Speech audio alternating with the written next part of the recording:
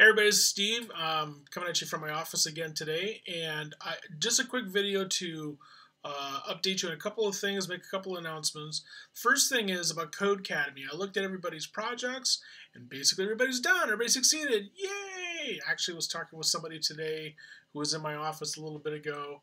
I'll let her be anonymous, but she even just went, when she figured something out, she went, yes! And that's one of the things I love about that assignment. Very few writing assignments do I get to give in classes where students, burst out in happiness, because usually it's not like, oh, got the comma right, So everybody's done with part one of the Codecademy. Now part two is you need to find some other tutorial on Codecademy that you're interested in following through. I want you to follow through this other exercise, this other tutorial, and then the essay that you're going to write as part of this assignment, it's described in the assignment itself. I want you to recount what that experience was like, along with what it was like to do the HTML and CSS, okay? Two very important things, well, three very important things about the second part. The first important thing is that you do not need to show your work on people.image.edu, okay? You don't have to publish anything as a result. You just need to go ahead and do it. And the second thing is that I don't really care which exercise you do.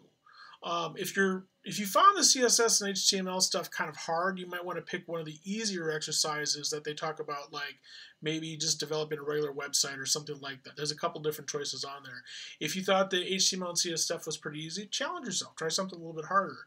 And the third thing is you don't really even need to finish these exercises. What the point of doing these tutorials is I want you to have the experience of what is it like to follow through on one of these tutorials to teach yourself these kinds of computer skills. Because the bottom line is that that's the way most people really learn how to do this stuff, is they take the tutorials, they do some hands-on practice, they do some experimenting, and they get comfortable with the idea of, like, I'm going to try to do this thing and be confident that it's not going to blow up my computer.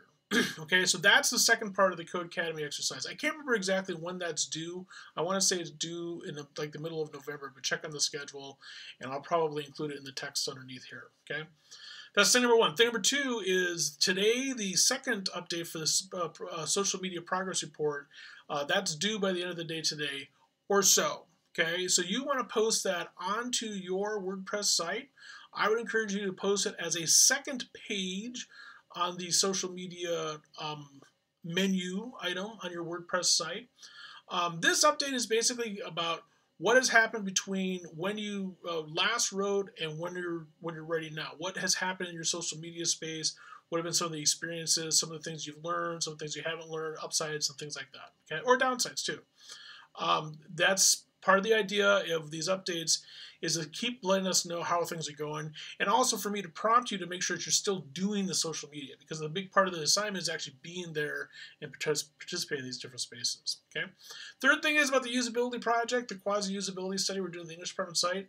Some of you have already started, have done the survey that I set up on the for the quasi-usability site. That's great. The rest of you should do this as soon as you possibly can.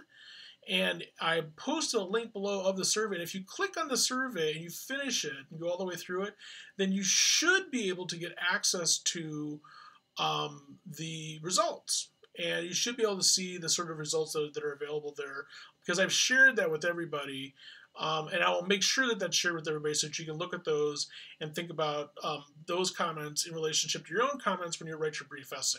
Okay. And remember, the brief essay is just sort of a recount of what you learned from visiting the English department website. Think about this in relationship to things that we've read and talked about already. Think about in terms of the experience that you had as a tester, as a user, and think about the sort of ideas that you would have in terms of improving the website. Okay. I think that's it for now. Keep at it. We're still going. We're not even halfway through. Oh, it's great. All right. See you online.